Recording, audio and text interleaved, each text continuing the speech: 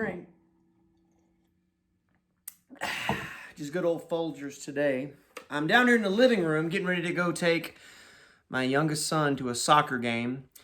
And I just wanted to shoot one of these videos for you real quick. And, I was watching last week's pentatonic practice hacks video, and I wanted to bring up a few things to add on to that. Because the truth is, I was watching the video, and I was doing about as much arpeggios as I was doing pentatonic scales, so I'm going to give you those.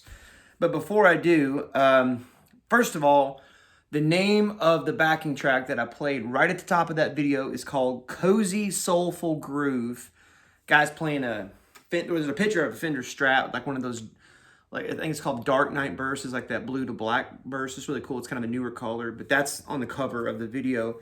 So if you want to play along to that, do it. Speaking of videos, I listened to that, back to it, and I was like, what does that remind me of? So there's a song, and this could be a fun thing for you to do, and I would love, comment below if you end up doing this to somebody and it's a fun joke. So there's a song called Park Down by the Lake, and it's by a guy who calls himself Dean Summerwind, and it is a parody of like modern pop country, which not the hugest fan of personally, okay? And so anyway, it's a really, I don't want to spoil it for you, but it's Dean Summerwind, Parked Down by the Lake. Hilariously, that backing track I was playing to just reminded me of that song. If you haven't heard it, put it on like when you're on a drive and be like, God, man, this song just really speaks to me, and turn it up. And whoever's with you will eventually look over and go, what is this? Anyway, Parked Down by the Lake, 80 miles from Santa Fe. Listen to that song.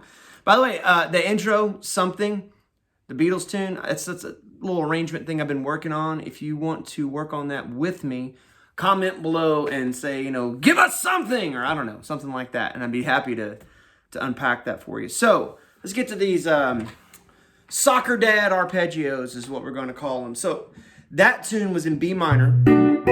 Actually, no, I'm sorry, B minor pentatonic, but it's in D major, right? That's what we talked about. Those are just two interchangeable activities. And so what are the arpeggios that I'm using when I'm playing that? And I use these all the time because they're comfortably nestled inside of the pentatonic scale. So the first one is just this good old D shape. So play this D chord, and if you're thinking about this, is just good old cowboy D, first year D chord. So index finger on the 2nd fret of the G string, ring finger on the 3rd fret of the B, and then middle finger on the 2nd fret of the high E, right? But that's not the way that I do it. What I do is index finger on the 2nd fret, middle finger on the 3rd fret of the B, and then pinky comes down here to the 5th fret of the high E. So there's no F sharp at first. What I like to do is, I like to play around with, in fact, if you've been watching any of these videos, I promise you have heard me play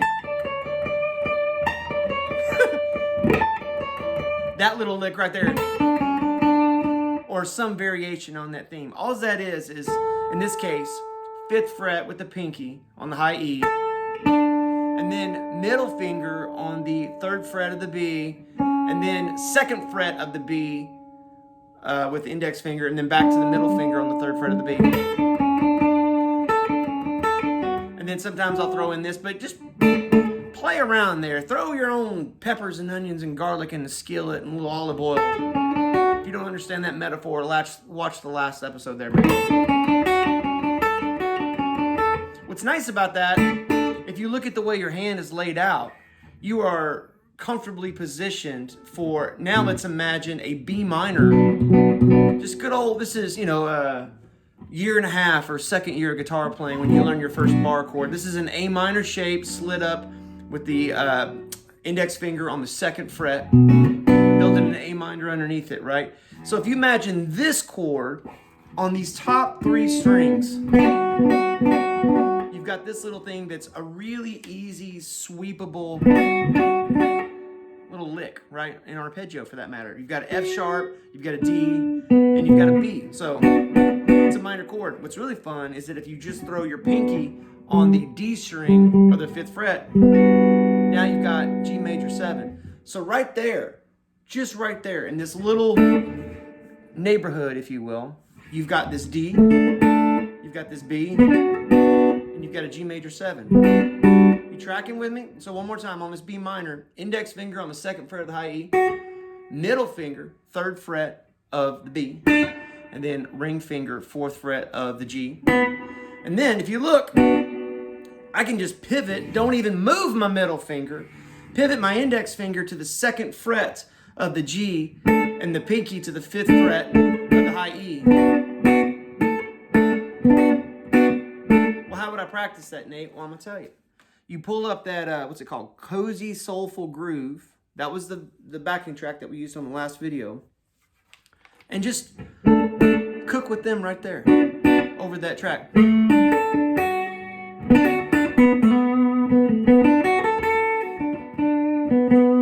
Now, you get to a spot where you're like, I don't have any more ideas for that just at this time, right? Well, then that's when you throw in your good old...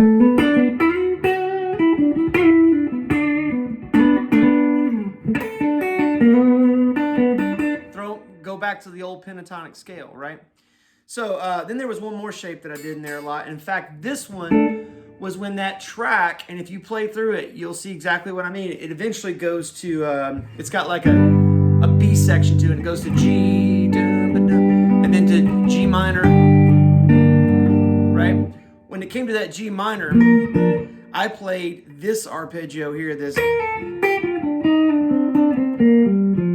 and went down like that. And all that is, I'm thinking of this as like a G major shape, which at the top of this video, when I played the something thing,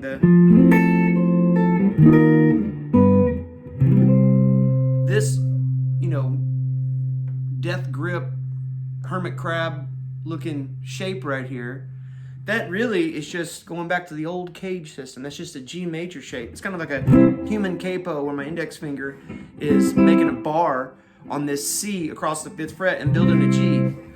Well, back to Cozy Soulful Groove, when that goes from G to G minor, I'm thinking of that G minor as B flat, because B flat is the relative major to G minor, right?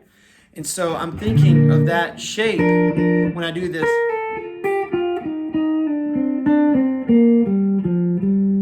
Right? And all that is in my mind, I'm thinking of index finger across the 3rd fret, starting from the D, the G, and the B, and then pinky on the 6th fret of the high E. And that descending lick is pinky on the 6th fret down to 5th fret of the E string. So like B major 7 at that point, B flat major 7. And then pinky on the 6th fret of the B down to the 4th fret of the B. So if I'm, again, back to this G shape, it's like a G sus, right? And so on the E string, 6, 5, B string, 6, and then 3 on the E. And then back to 6 on the B, and then 4 on the B, and then 3 on the B, and then 5 on the G, and then down here it's a 3 on the G. And that's just, I mean, you just heard the B flat major scale, right? But guess what? The G minor pentatonic, there she is, right there, hiding inside that. So really, that little thing I just showed you, that there's a lot of mileage you can get out of that, because I'm basically just playing this sort of B flat major 7 descending lick, or just B flat major scale. And then now I'm right here comfortably in the G minor pentatonic, right? So we got this shape, this D shape. It's really a D5 because there's no major 3rd in it, right? And that shape just pivots right to that B minor shape. And then there's a G major 7 just by adding the pinky. And then we've got this B flat shape that gets us, that takes care of the G minor thing. And then when that goes to the A, all I'm doing there is I just did a big B minor pentatonic scale up, because when you're on the 5th of any key, if you're playing some sort of lick or run that is the 1, it feels like it's leading to resolve. So, whoa! bunch of stuff just flying at you just then. But let me just recap. If you will marry these real simple arpeggios to a pentatonic scale, what you're doing is you're giving the ear just a little bit of interest, or if you want to look at it as kind of a reprieve from all the pentatonic stuff that might be flying at you.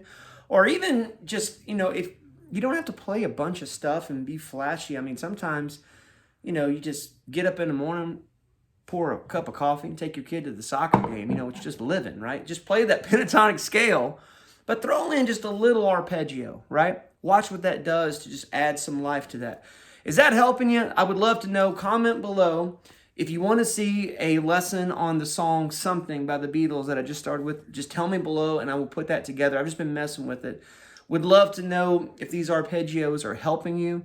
And also, please share these videos. We're trying to build community here, and that's an easy way for you just to share this to your own Facebook or Instagram, or if you have a YouTube channel, that'd be awesome too. So, I appreciate you. Thanks for watching these. Y'all have an excellent day. We'll see you next time.